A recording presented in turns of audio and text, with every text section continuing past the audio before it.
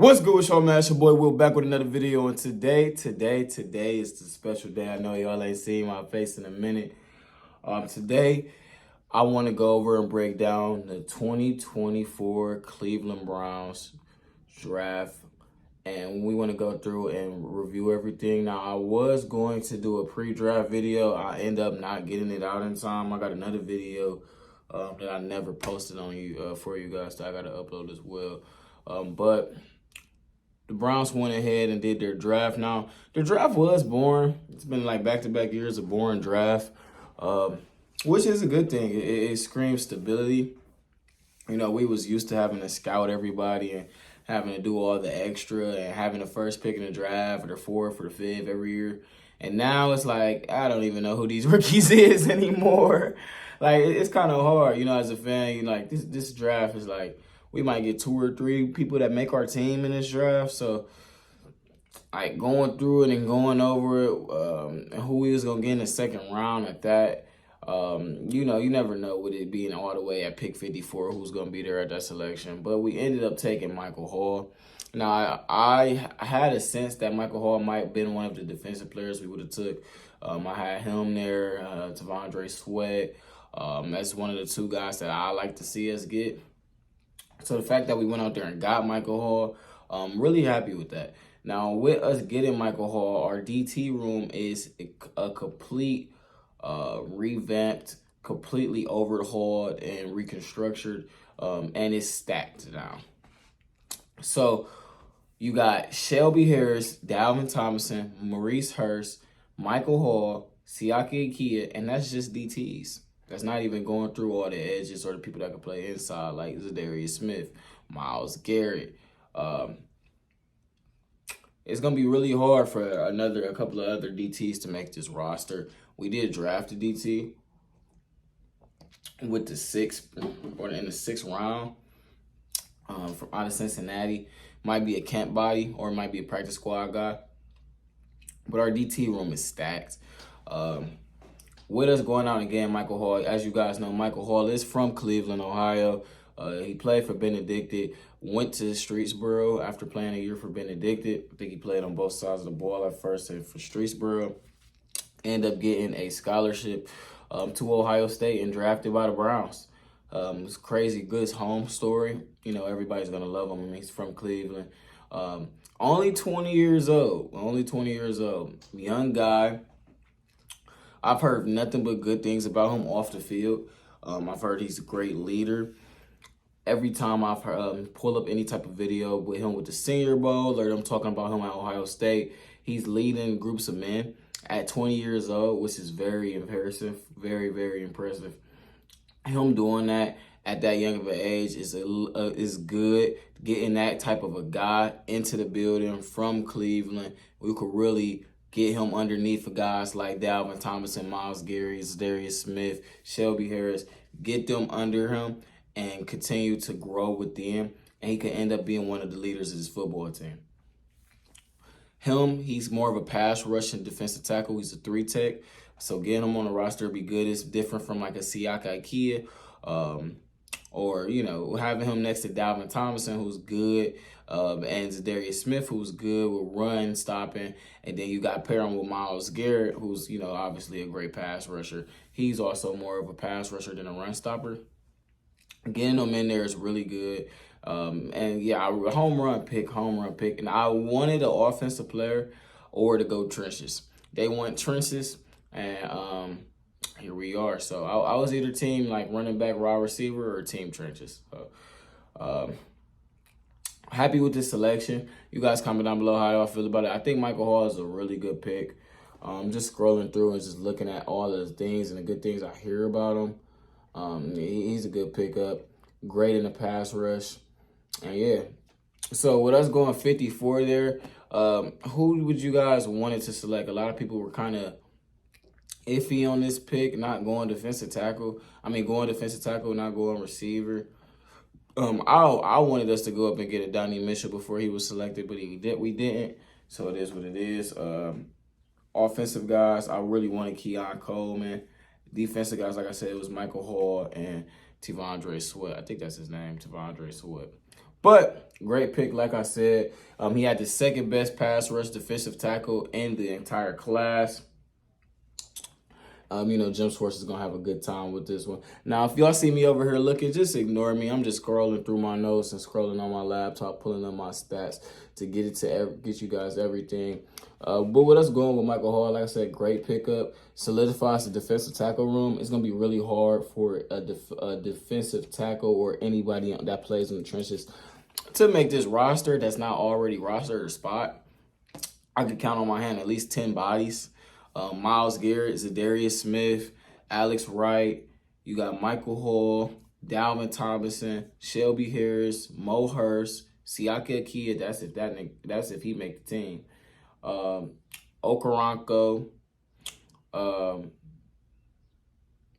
I can't think of dude's name, but the guy we drafted out of Missouri last year, Isaiah McGuire. That's 10 right there, off the top of my head. And I know I'm probably missing a couple of other guys like Isaiah Thomas. Is he still on the roster? Long story short, this line and the trenches on the defensive line is going to be a very, very stout unit as it was last year. They just made the unit better, gave it some more depth on the IEL side, and I'm really happy with that. Really happy with that. Brought everybody back. This is the same, if not a better defensive line unit than what we had last year. And we was one of the best defensive line groups in the entire NFL.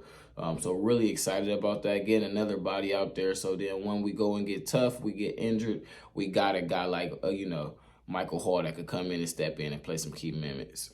Hopefully Siaka Kia could work out. But from what I've heard, I know a couple of people in the building, it doesn't look too good. So we can see where we go with that. Wasn't a big fan of that pick when he originally came out. So hopefully they could get it right with Michael Hall. But DTs and wide receiver picks, it seemed like they've been missing out on. Hopefully he breaks that curse because we need a good defensive tackle. Now, getting into the next guy, the Browns went and got a guard, a guy from the state up from the the school up north in Zach Zinter. So with the Browns going ahead and getting Zach Zinter, let's pull Zach Zinter up real quick. Zach Zinter out of Michigan. Now, keep in mind, Zach Zinter did break his leg against Ohio State. So please keep in mind that he had a lot of injury concerns. Before the injury concerns, he was one of the best guards in college football. And he probably would have been considered the best guard in the draft if he would have got to work out and, compete with others. But, of course, he coming off that injury. That kind of messed everything up for him. Now we getting him with the 85th pick in the draft. Getting him, he's more known to playing right. So, if anything, this is going to be replacing Wyatt Teller. So, some good things to keep in mind. We didn't go and get an offensive tackle. With that being said, that kind of points a picture of what you see the Browns doing in the future. I think they're going to draft with their first round pick next year, an offensive tackle. I don't think they'll go receiver. I don't think they'll go running back, quarterback. I think they're going to go offensive tackle next year in the draft, which makes a lot of sense. So they have already the guy from last year, Luke Whippler, backup center, Ethan Pochett, the starter. Now they got Zach Zinter and Wyatt Teller. So Wyatt Teller, the starter, Zach Zinter to back him up. They got Jack Conklin, and they got DeJuan Jones, and they got Joel Antonio. And then Zach Zinter can swap from either left or the right. So if he is to back up Joe or to back up Wyatt, he can fill in from that. And then, they got Jed on the other side. So I think next year, in the next year's draft, they'll attack whichever side DeJuan Jones is not playing. Because this year is going to just be to evaluate what's going to happen. Already picked up the contract on Jed. So with Jed being here, it's kind of like an open tryout.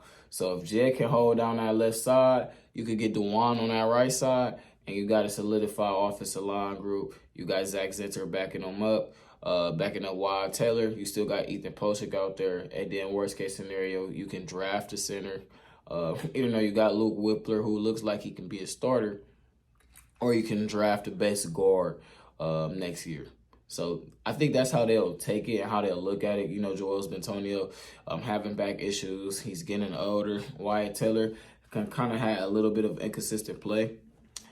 And with our offensive line, especially with the quarterback that we have, keeping our offensive line in top tier shape is going to be extremely important.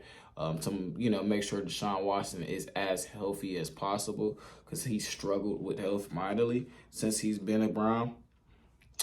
So I think that makes a lot of sense in going in that route, and it looked like the picture they're going into. Or, obviously they could get rid of Jed, move DeJuan to the left tackle side, let Jack Conklin play right, and then draft the right tackle in a draft, which would probably be a little bit easier than getting a left, in next year's draft, and it'll be a little bit cheaper. Hopefully, you don't got a good pick. Hopefully, we the 32nd pick in the draft, because we're going to win a Super Bowl, and we could get a tackle with the 32nd pick in the draft.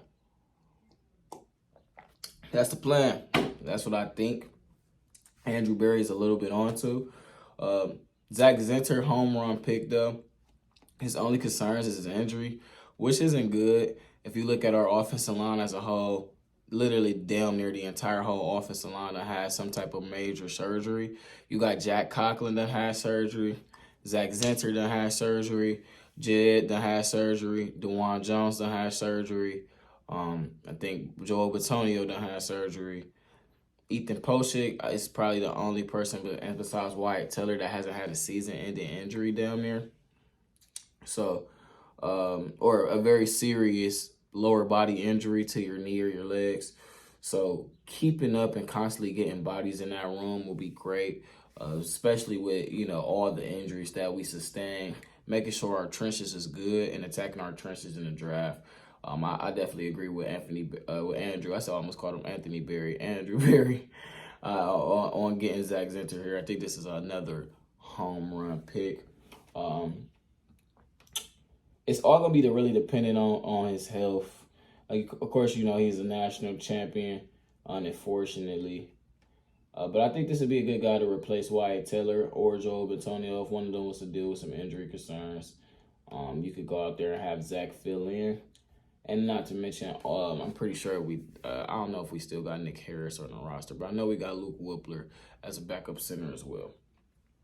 And then we're going to get into our last guy. Make sure y'all hit that like and subscribe button, man. Y'all see I'm wearing my hoodie. This is my brand, Defig. It's just gifted, spelled backwards. So we like giving back. All of my hoodie and 10% of all my profits go to helping out a cause in Ghana. That's where my family is originally from. So if you guys want to help or try or support, y'all can always follow my Instagram. My business page is always in my bio, or you can always DM me. I can always get you a hoodie or a tracksuit. Now, looking at Jamari Thrasher. Jamari Thrasher. Is that his name? Jamari Thrash, Browns. Jamari Thrash. So Jamari Thrash, wide receiver. I expect him to be the last wide receiver that makes this roster. He plays outside. So with him playing outside, that's really good. We got an inside guy with Jerry Jeudy. Got an outside guy. He's going to really put a lot of pressure on David Bell. Really going to put a lot of pressure on David Bell to step up. So this Browns wide receiver room is going to produce. They're putting pressure on guys. They're bringing guys in, bringing in Thrash, bringing in Jerry Jeudy. They're putting pressure on guys like Elijah Moore. They're putting pressure on guys like Cedric Tillman. They're putting pressure on guys like David Bell. Somebody's going to have to produce. Somebody's going to have to step up. Out of Amari Cooper, we know he's going to step up. David Njoku. Who out of all of the potential that's in this wide receiver room is going to be that third wide receiver? Is it going to be a Cedric Tillman? Is it going to be a Jerry Jeudy? Is it going to be Elijah Moore? Is it going to be Jamari Thrash? Is it going to be David Bell? We don't know.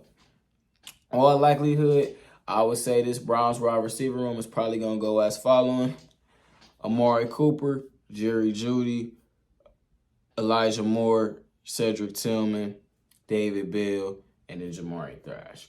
I think that's how be the way that this wide receiver room kind of correlates as far as target production wise and how everything could look. I think Coop would be the number one. You got Judy as your two, with Elijah Moore being a close second to him. And then you got Said and Thrash being key guys that get big plays out of nowhere, get 400-ish yards, 400 to 500-ish yards, and have a good, decent season. Key role players on your offense that can get you a big play here and there. Well, not Thrash, but David Bell. That's how I see this room shaking out. Thrash being a good guy that they can stash on the side. Ignore my rhymes there. You know, a potential Elijah Moore replacement.